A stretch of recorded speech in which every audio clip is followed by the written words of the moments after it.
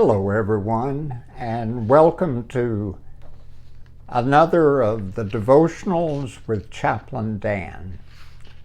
I'm Dan Bonner, one of you chaplains, and it's my privilege to gather us together again here on Channel 18. You know, but let me remind you that this message goes out to our skilled nursing and rehabilitation community down on Williams Drive, our assisted living community, and Laurel Hall community just a little bit further west on Williams Drive, and then everybody at the independent living community up the hill.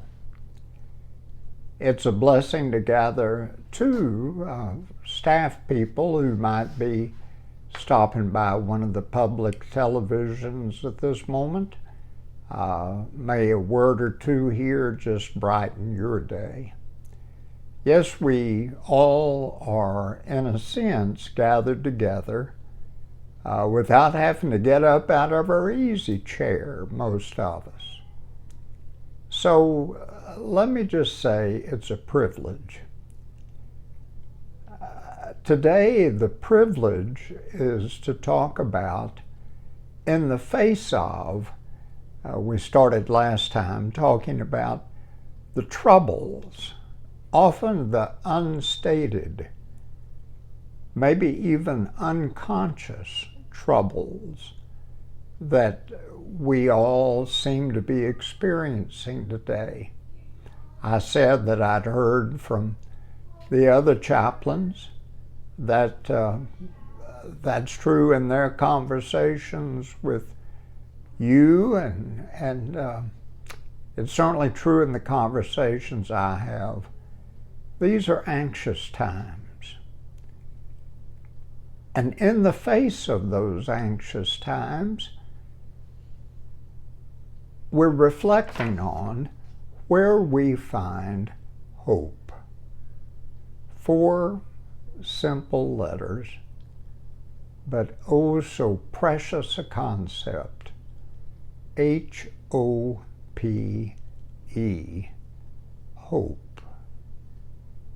We can put it on our front doors, we can put it on our walls, we can write it in our notebooks, but how do we plant it? Plant it in our hearts. I find that one of the greatest sources of hope comes to me, perhaps the greatest source of hope these days and most days in my journey, come when I seek the Lord. Seek the Lord in as simple a concept, but as wonderfully freeing a concept as I know: prayer. Do you have a regular, private, personal prayer life? And I'm not trying to examine you, but if you have been anxious and not quite sure what to do about it, can't change the pandemic, can't settle all of the war refugees from the battles that we've been fighting, can't change the climate change and the weather that are seem to be causing all these tornadoes and hurricanes and massive forest fires out west. All those things, let alone whatever personal things we might have. It's awful hard sometimes to know how to change, how to just be, how to gain just a little peace of mind. That's where prayer comes in, I suggest. I've learned over the years that prayer is not, and I'm a pastor, I have been for 49 years now, I guess, in one way or another. And I've learned that real redemptive, freeing, liberating prayer is not prayer that's read out of some hymnal or prayer book. No, prayer is not about eloquence. It has two basic elements if it is to bring us closer to God's hope for us. The first element is simply, quietly freeing our minds, our ears, our imaginations, freeing them, blocking out all the things that seem these days to complicate and corrupt our thinking, at least occupy our thinking. Free ourselves from them. How do you do that? It's as easy to say and as difficult to practice, but it's doable. It's doable. And that is simply to be still and know, as the psalm says, that I am God.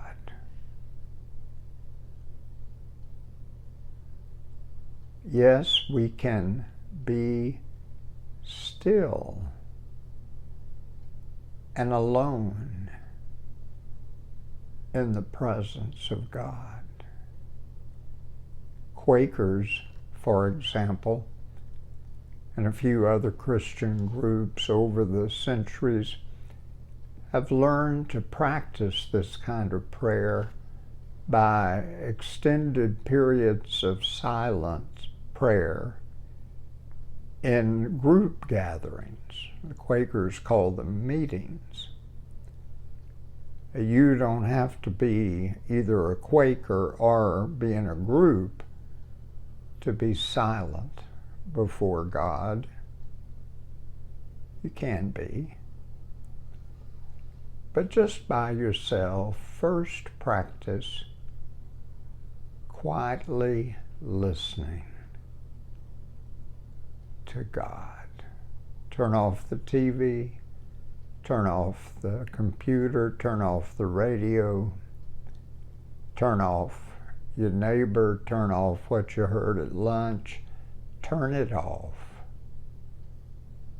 Turn it off.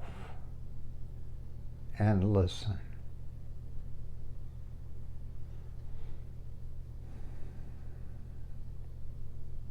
The second element of this kind of liberating prayer, I suggest to you, is to seek the Lord with your petition, your plea, your cry. What am I talking about? Well, we have a great example in King David. He had troubles at some point in his life. We don't need to go through what those troubles were, but he, like some of us, perhaps all of us in one way or another, are troubled. The 17th Psalm, which is not one you turn to very often, but I'd like to point you to two verses. This psalm is attributed to David, certainly someone at least who observed and knew David through these struggles. And in beautiful poetic words, these two verses describe what I'd like to suggest to you. I call on you, my God, for you will answer me. Turn your ear to me and hear my prayer, O Lord. Show me the wonders of your great love,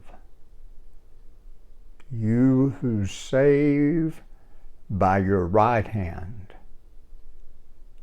those who take refuge in you from their foes. That's verses 6 and 7. Show me the wonders of your great love. No matter what the tumult, no matter what the trouble, no matter what the distraction of this day, that twofold prayer, opening yourself to listen and then calling, crying out before the Lord. And then, oh yes, be filled with His peace. You do that once a day.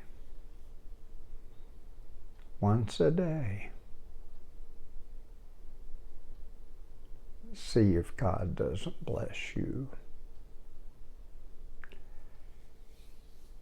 Peace seekers, thank you for being with me today. This is Chaplain Dan, and I'll be back soon to continue another thought about claiming hope in a time of despair.